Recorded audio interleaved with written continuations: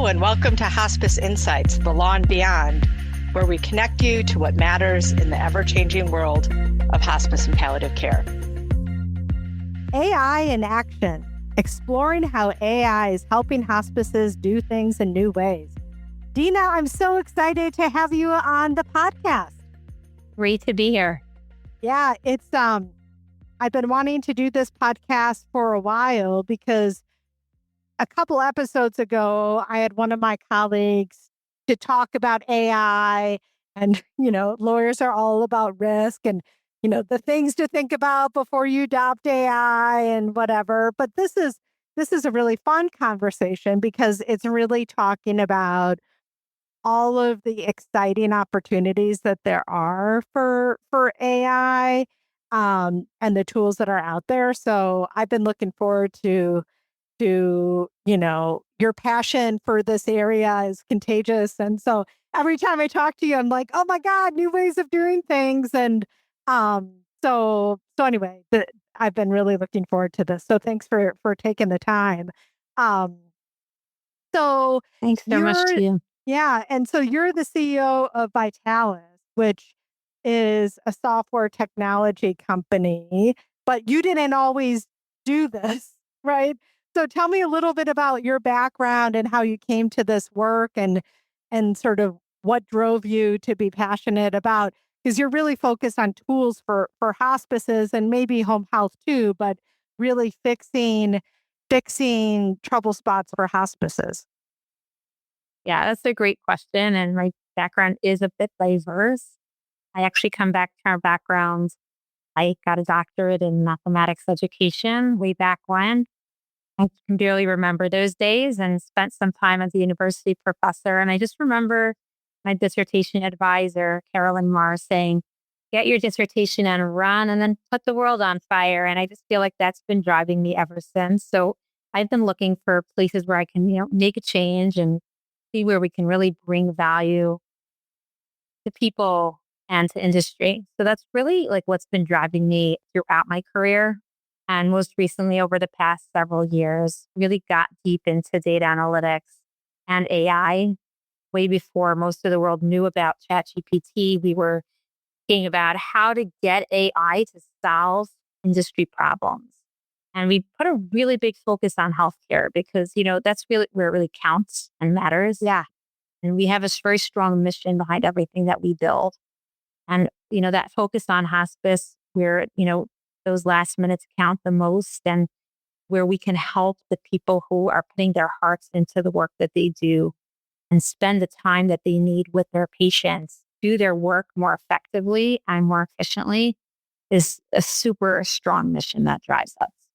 Yeah. Well, and like how I view my job is I help good people do good things in the world. Like I'm adjacent to the good, right? Like I'm helping people Exactly. do the good. And likewise, you're doing the same thing because it does feel really impactful. And when we talk about meaning making as humans of, you know, why are we here and what are we here to do? I just think, you know, healthcare is really meaningful. You're touching people's lives and especially in end of life care and really vulnerable times of people's lives, and you can make a huge difference. So helping people who are 100%. doing that work is does light me up too, even though I'm not doing the bedside stuff always. Um, Yeah. but Yeah. Our uh, line is we're at the clinician side so that they can be at the patient side. And I think that, our users are looking at it like that. We're really there to yeah, help them and get the information they need. And well, I and think that that's, yeah, I think that that's one of the ways to look at AI as, yeah, there are definitely concerns and we need to be really careful with how we use it. But if we look at it as a tool that services us and informs us rather than one that's in the driver's seat, it really takes the edge, and the fear away and empowers the user. yeah. Yeah, no, I think that's a great way to think about it. And one thing that I think is so cool about your background that I think really is a connector with the work you do now is your doctorate was in mathematics education. And so you thought about or you think about how people think, right? So, and I think that's so critical when we're developing technology solutions for people because understanding the human brain and how we learn things is really important to develop tools that are easy to use, right? Because I have um in our title, doing things in new ways, right? Change is the number one thing humans hate, right? And so even the best tool is always going to have pushback. But if it's easy to use and really intuitive, while there still can be resistance, it's going to be like, oh, okay, it took me 2 seconds to figure this out, right? And, you still might have resistance, but I think if your background and how do humans think and learn and, creating tools that are really easy to use, critical to, adoption, right?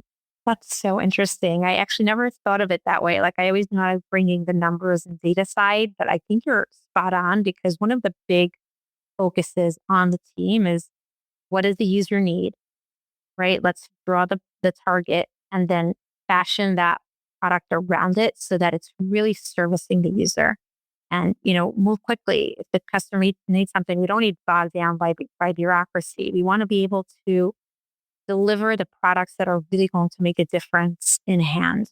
Yeah, because I think there's so many technology tools out there. And then it's like people's attention span because of technology, I feel like is like zero. So if people don't get it right away, then it's like, okay, I can't use this, right? So use is really Right. important. And you know, I am like the opposite of a mathematician. So, but I know when people talk about like math solutions, there's beauty in that. Like, there's beauty in like what you're doing because it's like in the simplicity of it, right? I mean, we want to create Yeah. Yeah. complex solutions to complex problems sometimes, but the solution is simple, right? I mean, it's on the Yeah. end Yeah. That's user the that it's goal. simple. And sometimes in a way it makes it a little harder because like you show the solution and then they're like, hey, that's easy. Right. Yeah.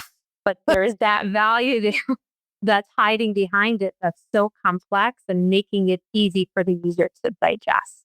Yeah. Well, I think that's a differentiator, like how I try to practice law too, is like if you really know what you're doing, you should be able, and I You think don't need it's to use easier. a fancy language, Yes, right? You can just exactly. talk And regular talk. yes. And you can distill it down in a very short nugget. You don't need 100 pages to explain something, but that, that bringing that to the next level, that last 10% or something is like, all the way because I think with AI, especially in talking with clients and folks in the industry, I think that, you know, and take telehealth, for example, there was reluctance to use telehealth, like especially in hospice, which is, I need to be at the bedside but now, and I have a podcast coming out with Dr. Bethany Snyder, where we're talking about palliative care and also the use of telehealth and that. And like that, there was reluctance to use telehealth. Like, video is not the same as, touching, feeling the sensory Mm, experience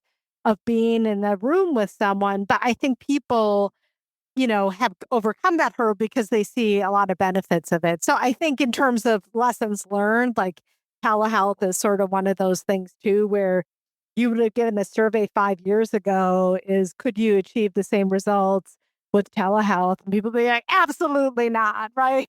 And I yeah, think yeah, I that, totally hear that. I think yeah, it takes time for people to get used to that idea that technology can help them in so many ways and in very specific ways that they may not have thought of before.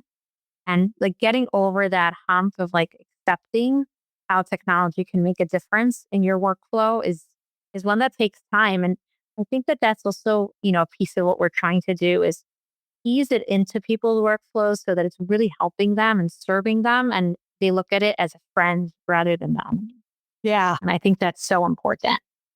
Yeah. So I'm sure when you ask people their problems, there's a long laundry list of like, you know, how could I make your life better? Right. And of course there's existential things that we can't make better. But in you strategically chose a couple things to focus on. And I think, right, and I want to unpack like why you chose those and all of those things. But um, I think as an industry right now, people are really struggling to provide the highest level of quality care. Um, and not bog people down with paperwork and like, put as much money as we can in patient care. But like with the regulatory environment, there's, the costs with enforcement and all these things. It's just, there's a lot of need seeking after each dollar we have. So I think, um, what can increase efficiency in some way or directly impact the business by, you know, you know, in a money way. I mean, there's adding money and there's like getting more money because you can do this thing quicker, better. And Yeah. but tell me a little bit about like what you chose to focus on and why and some of the tools you have because they're pretty exciting. Yeah. So I think the overarching theme of everything we're developing is we're trying to help hospices efficiently deliver the right care to the right patients at the right time. So really getting the care to the people that need it in an effective and efficient way. And there's a lot of different ways that that can be accomplished or increased within a hospice operation. So, for example, you want to know when patients are at their critical moments and you want to be able to service them and care for them at that time. So, we have a tool that helps you do just that with super high accuracy, 94% accuracy, identifying transitioning patients. And that way, we're able to help these hospices know which patients are close to transition and then schedule the right care for those patients. But then there are other aspects like, hey, but I don't have enough resources to actually see all the patients that need the care. Well, that's where we need to think about how can we increase the productivity of our workers and decrease the wasted time spent driving, right? Um, doing the wrong things in the wrong order can make such a big difference in how much staff time you actually have. So that's where we bring in Vitalis Sync, where you can actually reduce the actual time spent on driving and mileage by 55 to 65%. So that can increase those resources that you have to make the visits to the patients that need that care increase astronomically. And then, nurses and other clinicians are always struggling with documentation. Documentation is the bane of healthcare. It's such a difficult piece when all you want to do is just give the care to the patient, right? Like we don't want to be typing in that computer. And then you need to go back and make sure that what you put is actually perfect so that, it actually shows the decline that the patients are actually experiencing, right? And sometimes, you're seeing 8 patients a day and you might not have captured that patient's decline perfectly because of that huge pressure of making sure that you're giving the care that's needed. And so that's where we bring in an align tool. So we want you to have that ability to think proactively about whether your documentation is in line with reality and compliant. So it's sort of coming from all different directions and thinking about that patient care in the center. How can we get these hospices to do what they do best? Give patients care in an effective and efficient manner.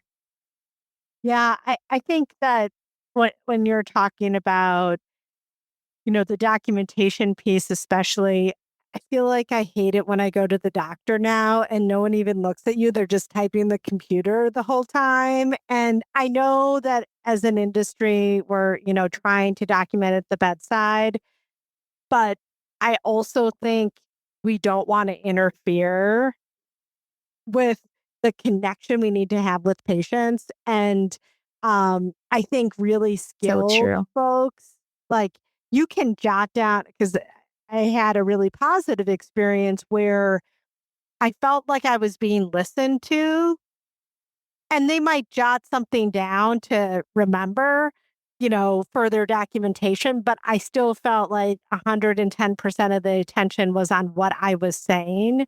And I think, Right. though, when you then document, it's like making sure that our documentation focuses on, you know, a lot of the clinical stuff, because there's a lot of story and narrative in hospice, like we're a It's psychosocial so model, important, and I like, don't want to downplay it. Like the documentation is so crucial, and accurate documentation, comprehensive documentation is absolutely necessary for functioning in a hospice. If you don't have that documentation, you won't know when things are happening to a patient, right? You won't be aware, for example, that there's smoking happening next to an oxygen tank. I mean, yeah, there's so many things that are so critical to document. And I think that what our goal is to help that documentation become more complete, because yep. that completeness is so difficult. And yeah, it takes away so much from that patient clinician experience if it's done the wrong way. But it's so important to have that fresh record of what is actually happening. Well, and I think having prompts for, you know, questions, because sometimes you forget everything you asked, but if someone said, you know, did you ask them about, I mean, this is a dumb example, but what was their pain level today? Or like, how much did they eat and how big was it? Or whatever. Like, you're going to remember, like, oh, yeah, they were telling me that their niece got these oranges for them, but they could only eat half of it. But, because there's so much of what we gather, and I think really good clinicians do this. People don't hand you stuff on a silver platter. Like, it's through the conversation that you get to learn how things are really going on, and I think hospice people are really brilliant at doing that, but sometimes I think that nuance doesn't always make it into the medical record. They remember the story about the oranges and the niece, but not like, "Oh, and then they told me how much of the orange they could eat and how long it took them to eat that." That's important to document, right? Like, in the record, or, whatever the example may be, and so I think um, making sure that we're getting credit for all the things that we're doing is super important. And so I guess so you have something that helps with scheduling, you have something that helps with, you know, making sure people's documentation, is complete. And then, making sure that we're there when patients need us, when there's significant changes and people are transitioning. And it seems like, too, with these, I mean, super important problems to help provide a solution for, but they also make a meaningful difference. I think not only to the quality of life of our staff when we're thinking about staff retention, right? Like if you're like, oh, my hair's Sure. already on fire, I don't know where I'm supposed to be, and I have to manage and deal with these very, can be very stressful situations. And then, I have to figure out how to get to this place I've never been, it just is, it's a lot. And I I can't remember when I learned this, but I was like, "Oh, genius," that like UPS or FedEx, they don't take left turns because that takes forever to have a route that requires like all these left turns. And so I think, again, something that technology can really help us with is what's the most efficient way to get somewhere, because no one loves to drive. And, no one, windshield time is not what people want more of. So that seems super incredible to be able to help with scheduling and then efficiency and like the order in which you do visits to make sure that you're not zigzagging across your service Yeah. area. Yeah. And I think what's really important with all of this is keeping like the hospice best practices and, front and center and whatever we're doing. Like scheduling is great, but if you don't have the continuity of care, it won't work. So it's sort of starting from the hospice mindset, thinking about how do we do things now and what's the right way to do it? And how can we then make that workflow easier in a way that will fit in the hospice workflow? I think it's the key focus of what we're doing with a lot of this technology. And it's just so important because as we're trying to help people move from doing these rote tasks to more important tasks for the hospice, we want them to feel comfortable doing. Yeah. No, absolutely. And I think that, um, these are standalone tools because they interact with your EMR, right? So I have no idea technologically how you make that stuff work, but like this is my head even Yeah. gets dizzy thinking about Yeah. this, but they're, Yeah. it's not like you need to have, you know, something totally different than maybe what you have right now in order to use some of these tools. Right. The focus of everything that we're building is to retain the workflow as much as possible, whenever possible. So, for example, making sure that that schedule is showing up in the EMR the way the clinicians and the admins are used to seeing it. And so, yeah, that's something that we've really spent a lot of time doing to make sure that the workflows are remaining the same, but that they're just becoming much shorter. Yeah. So to that point, I know that from the beginning, it's like, well, how are we going to measure success? Because it's not just like, oh, well, we sold more software licenses or whatever. It's like outcome focus, right? I mean, there people need to say, does this really work? And how am I going to save money or whatever? And so I know you've been real mindful in how are you going to measure is this is this of value? And so tell me a little bit about what your approach has been because it's both monetary but it's also other things. Yeah, that's a really good question. And I think that front and center is the transparency that we want to provide with all of the tools that we're giving. We want you to see as you're using the tool where it's helping you and where it can help you more. So one of the things that we do is we provide a ton of data upfront within the software so that you can see those measures in real time. But on top of that, we work with our clients to establish KPIs that we measure before they enter the software experience. And then we do a check in after a successful implementation. And we take a look at a variety of factors. So, really, depending on the tool, we're looking at both the actual numbers, right? Increased efficiency, decreased costs, or increased revenue. But then on the other side, we're also looking at more effective operations. So, whether it's increased productivity or decreased staff needed for these rote tasks or increased care for the actual patient. Yeah, well, and something that comes to mind with these, and I don't know if you've come up with a measure yet because all of the stuff is so new, but patient satisfaction. And I know there's a lot of heartburn out there right now with the new Hope tool and how we're measuring patient satisfaction. But um, I think that a lot of the things we're doing, especially they're very outward facing, like they make a difference to the patient. Like, oh, I show up to my appointments on time because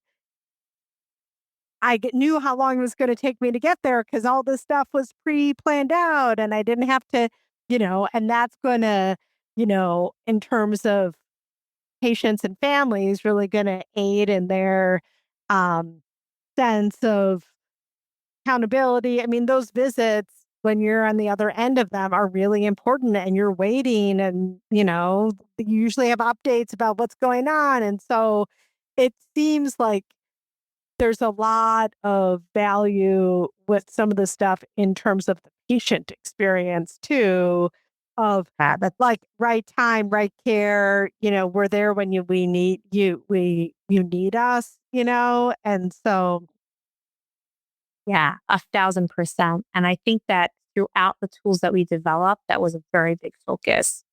We sort of looked at the tools that we're building as we're not just giving the hospice industry tools, we're joining the hospice industry, learning what they really need. And I think that all the hospices that we've spoken to are so focused on that patient experience. Um, just one thought that comes to mind is with our Vantage tool that's predicting end of life. The patients and their families want to know when that's happening. And the most important measure or associator of patient satisfaction is their experience during those last 7 to 10 days. And so if you're actually going in there and giving the care that's needed at that time, the caregiver will remember that after that transition. And that's going to be the deciding factor of, hey, did this hospice do what it needed to do when we needed them? And then Yes. on the scheduling side, it may be a bit more subtle, but something we're building out within the scheduling tool, our sync tool, is providing patient and caregiver notifications when the Oh, caregiver is arriving, right? So confirming the visit, letting them know an ETA so that they're prepared. Somebody's coming to the house, we'll be ready for them. And that makes such a world of a difference. no, I think that's super helpful. And one thing that I've talked about on this podcast before through my hospice volunteering I've done, I was surprised on how technology literate folks are, like across ages. Like, you know, there's people in their 90s and they're FaceTiming and they're using their iPad and all of that stuff. So, meeting people where we're at. I mean, the 100-year-old patient who's, showing me pictures on her iPad. I mean, I think this is only going to become more commonplace.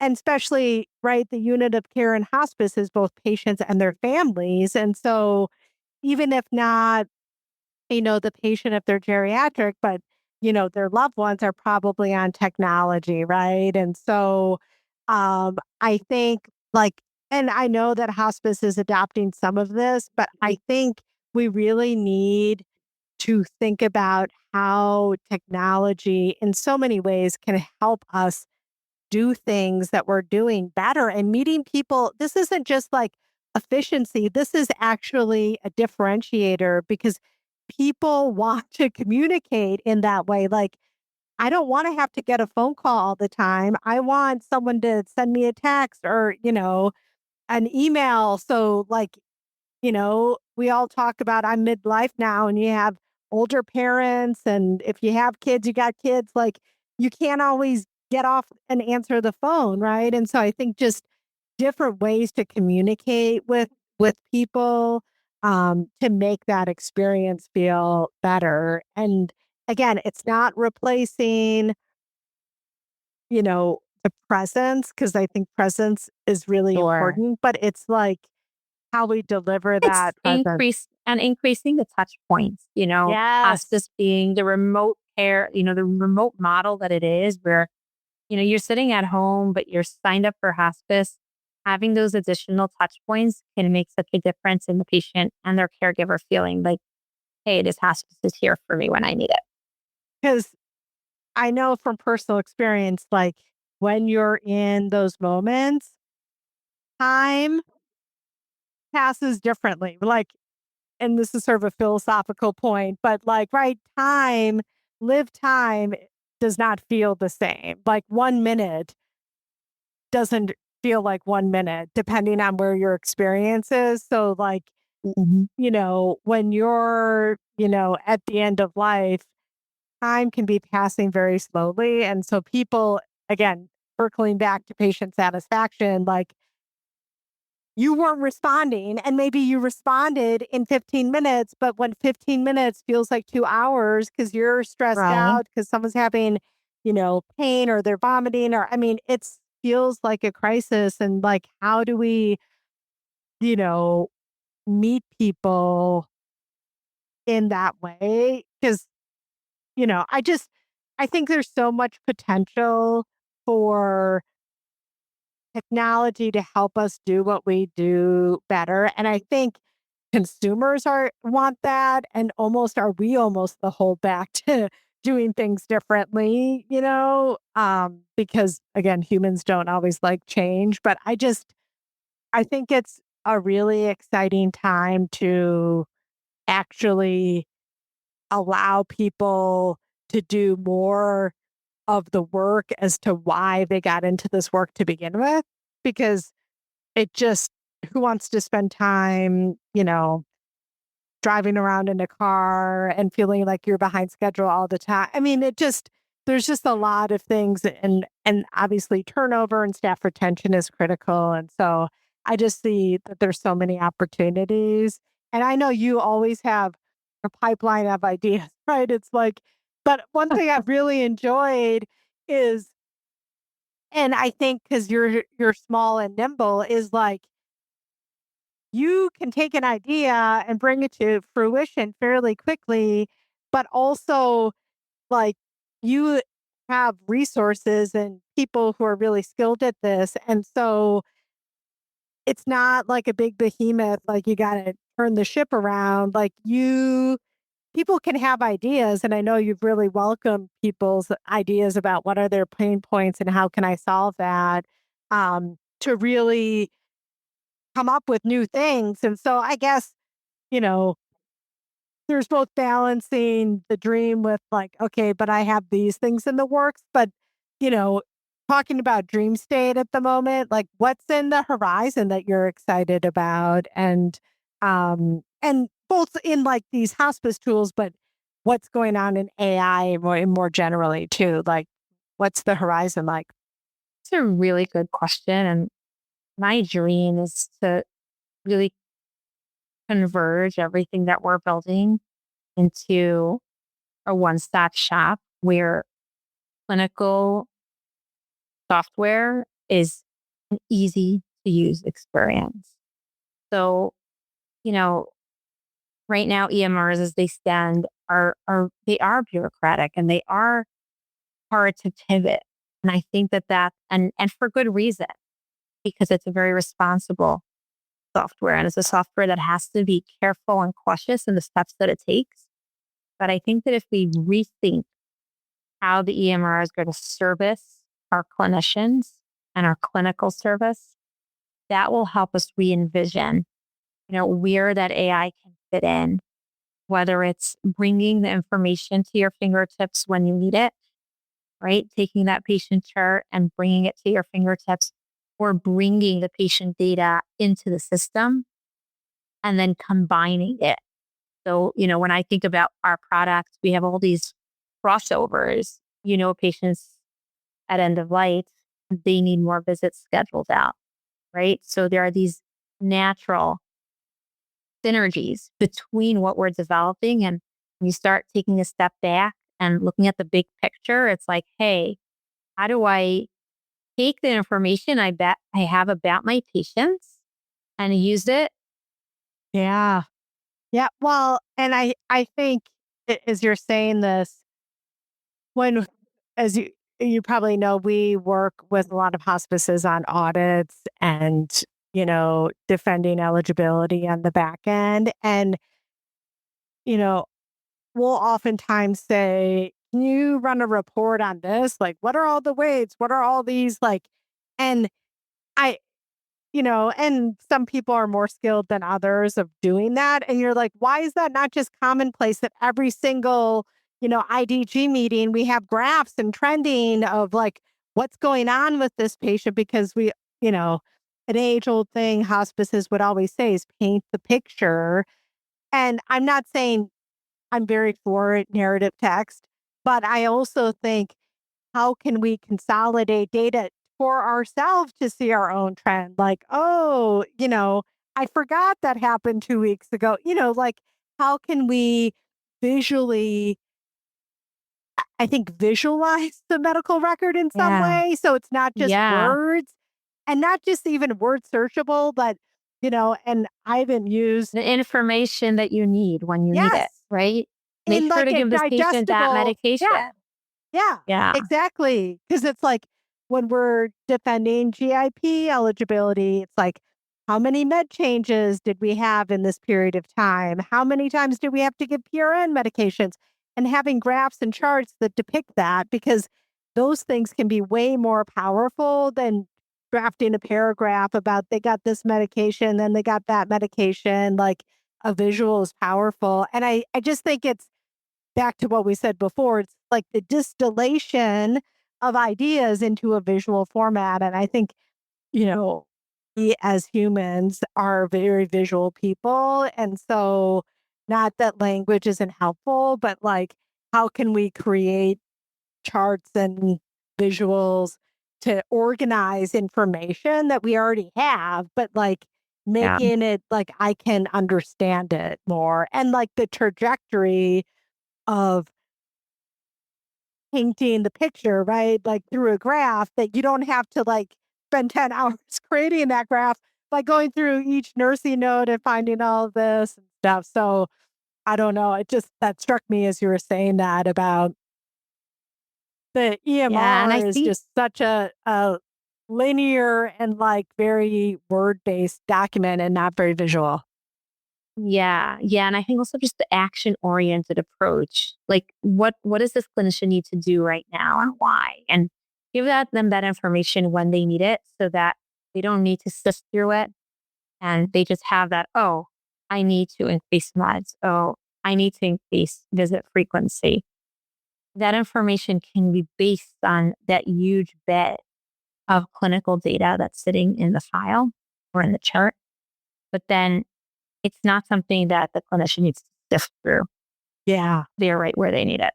Like, oh yeah, we tried morphine 2 months ago and it didn't, it wasn't helpful. And then we tried that, whatever it is, if it's Exactly. choice of medication or whatever. But yeah, of course, I only have ideas and no idea about how to actually implement any of these ideas. But it's super fun to think about of how can we find new ways to do what we're doing, better and keep the Well, human work at the human level.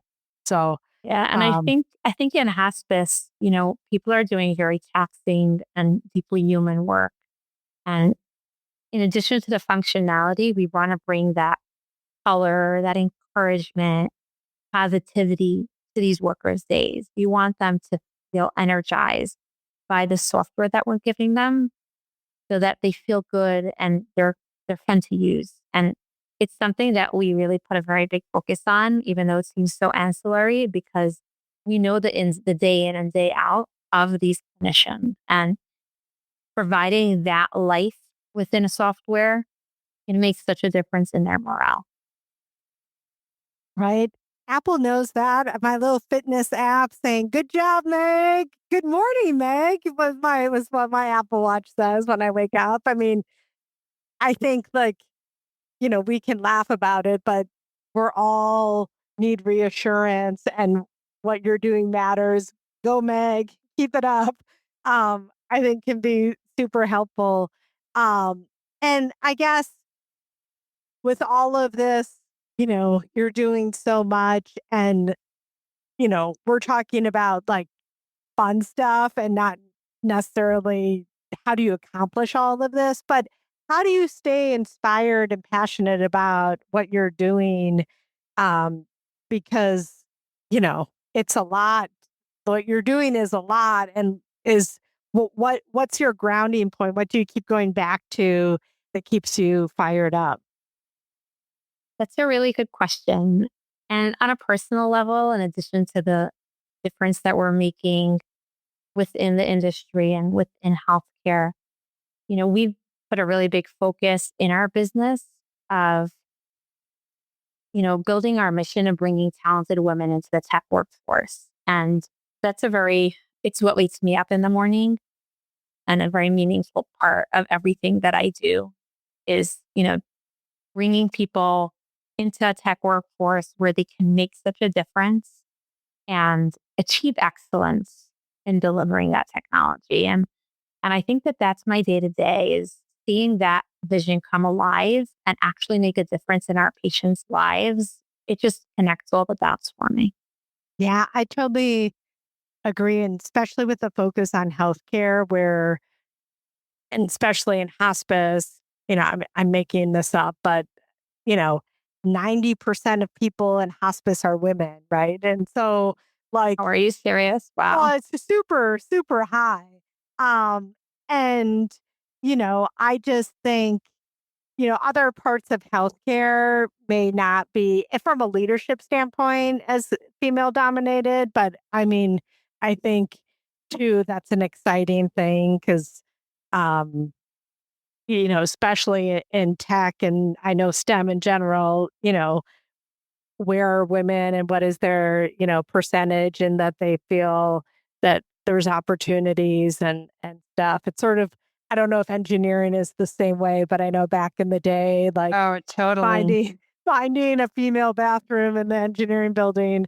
Hopefully it is much better now. But so yes, go Dina. That's an awesome thing. And yeah, I think that's tremendous. So I just love what you're doing and it's really exciting. And it's exciting that you care about the end user, like how it works. It's not just outcome, but how it works and building tools that people want to use and that you're open to feedback and that adapting and being agile enough to integrate things that people want, right? Because you don't know what it's like to be a hospice nurse. You can only ask good questions and then you need to ask for feedback, right? And so I love that circular 100%. loop that you're doing. Yeah. And I look to our clients as our best teachers. We get such amazing feedback and we're getting tons of positive feedback, but then there's also those nuances. And hey, we didn't think of that. We can build something for you to help you with exactly that challenge. And that's really where it really lights up the day of like, hey, we have a new idea. Let's see how we can build it into our roadmap. And, I think we've really been very agile on that. Yeah. So cool. Well, I totally love, as I said, what you're doing. And it just, it would be fun to do this podcast in 5 years. And then like whatever we talked about is very antiquated. And now it's like, oh my Wow. God. Yeah. I wonder what we're going to look like then. Wow. It's like, Hard how to can we? imagine what the world will be like also. I know. Everything is Exactly. changing so quickly. Yeah. Every day I just try to focus on the moment, right? And I think that as an AI company, focusing on healthcare, what we're trying to do is think 5 years ahead, right? Look at where we are right now, but what's the world going to need in the next 5 years? And I think that very much shapes the kind of innovation that we're developing. Yeah. And I do the same thing with my business. Like, what are my clients going to need in 5 years? And how do I build that talent on my team? Or what talent do I need to have? Because I don't know how to do that. And so that's one reason why I've kept doing what I've been doing so long, because I feel like I've had 5 different jobs because I've been able to grow with my clients. And what they're doing now is totally different than what they were doing 10 years ago in some ways. So but I'm sure some of it is still the same, right? There's still some theme over there. Yes. People still want contracts and, the bread and butter stuff. But yeah. So, well, I'm so inspired and this is so exciting. I can't wait to see what you come up with next. And we're going to put a link to Vitalis's website so if people want to learn more about you or your tools or we're happy to have conversations, that would be great. Or just talk about AI because, but anyway, thanks again so much for your time. This has been so fun. Sure. Feel free to reach out. Happy to hear from all of you. Well, that's it for today's episode of Hospice Insights, The Law and Beyond. Thank you for joining the conversation. To subscribe to our podcast, visit our website at hushblackwell.com or sign up wherever you get your podcasts. Until next time, may the wind be at your back.